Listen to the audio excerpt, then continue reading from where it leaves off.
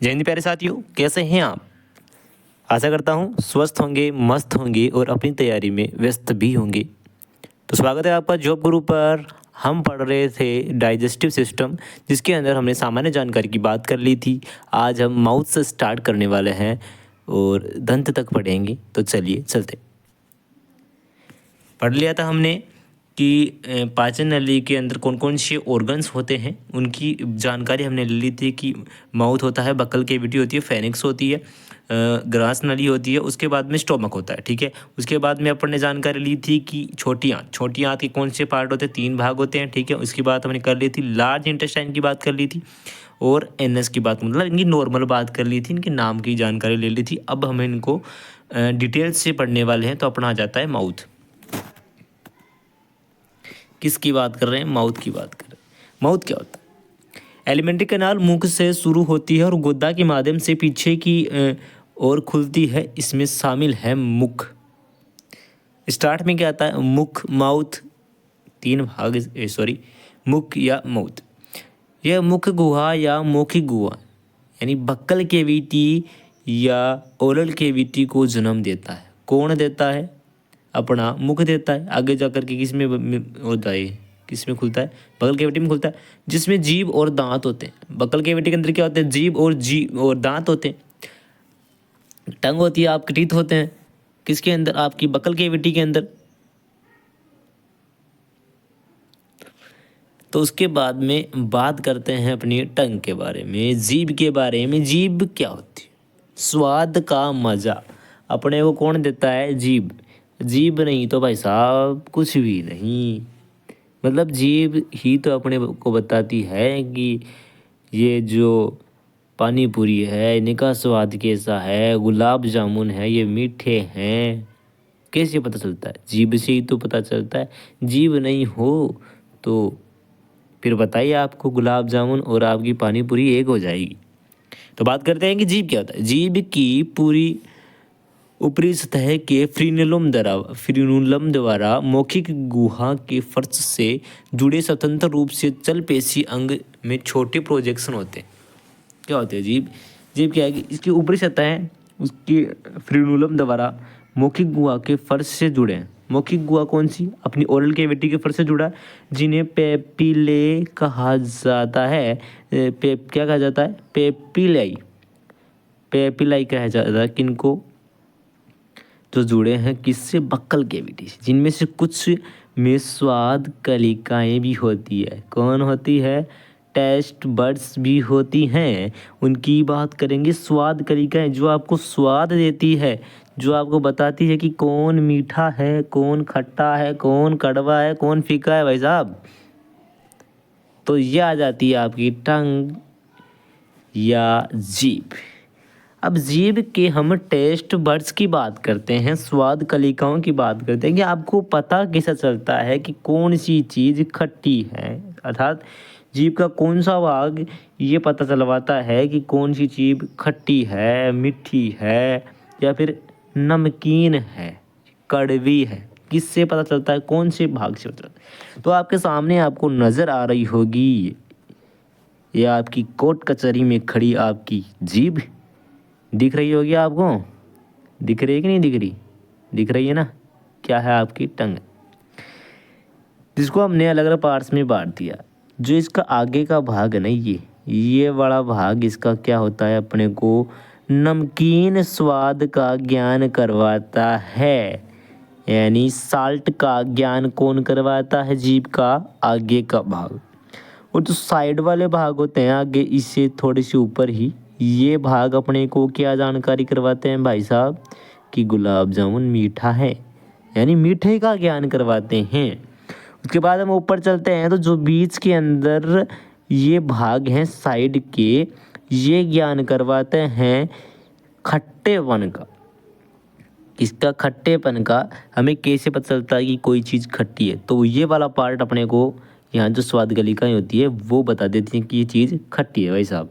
ठीक है। और जो जीभ का जो अंतिम भाग है ना, जो कि बकल कैविटी से जुड़ा होता है ना, वो बताता है कि कौन सी चीज़ कड़वी है। ये आपका करेला कड़वा है ये चीज़ तो इसका कैसे पता चलता है? तो जो जीभ का लास्ट भाग होता है ना, उससे पता चलता है कि ये चीज़ कड़वी है।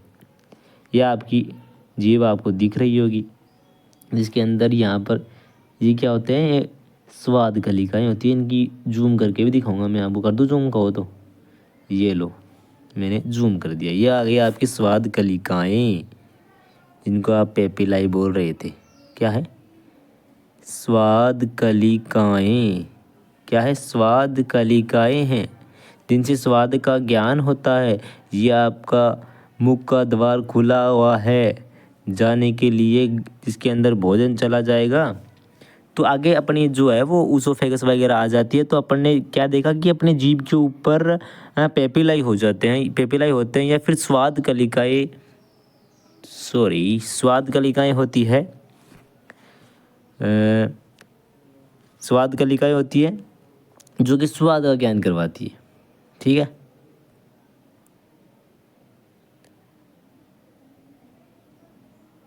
जिनको पेपिलाई कहा जाता है। ठीक है, उसके बाद अपना आ जाता है टीथ। टीथ की जानकारी अपन लेने वाले हैं। बात करेंगे दांत की, टीथ्स की बात करने वाले हैं। प्रत्येक दांत जबड़े की हड्डी के एक गर्तिका में स्थित होता है, जिसे थियोकोदंत कहते हैं। किसके अंदर स्थित होता है? जबड़े की एक हड्डिका के अंदर गर्त सा होता है ऐसे। ये आपका दांत हो गया भाई साहब। क्या हो गया? दांत हो गया। देखो दांत बनाऊं क्या?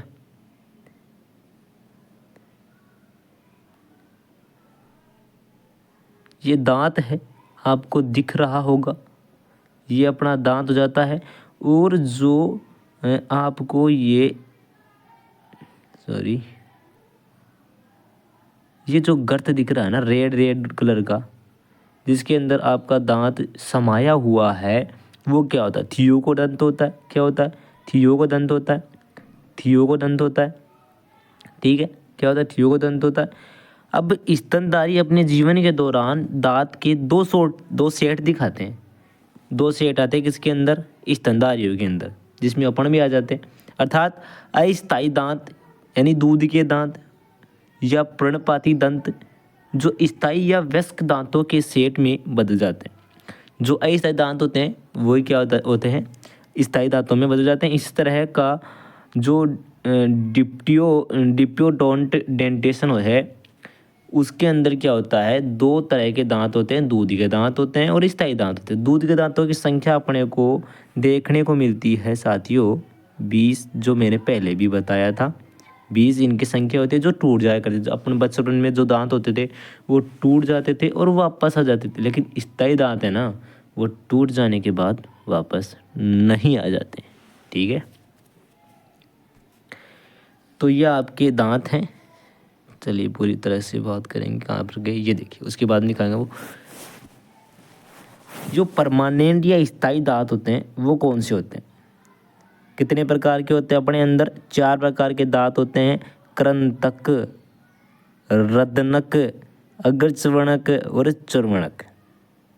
छेदक, भेदक, अग्रचर्वणक और चर्वणक, जिनको इंग्लिश के अंदर इंसिजर, केनाइन, प्रीमोलर और मोलर, जो कि चबाने का दांत है उसको मोलर, जो काटने का काम करते हैं वो कृंतक, जो फाड़ने के काम आते हैं वो होते हैं रदनक, केनाइन, और ये प्रीमोलर और आपका मोलर चबाने के दांत होते हैं। ठीक है, इसके बाद हम इनको देखेंगे कि कहाँ कहाँ पाए जाते हैं। ये देखो, ये आपको इंसिजर आपका दिख रहा होगा, ये देखिए। ये आपका केनाइन है, ये आपका प्रीमोलर है।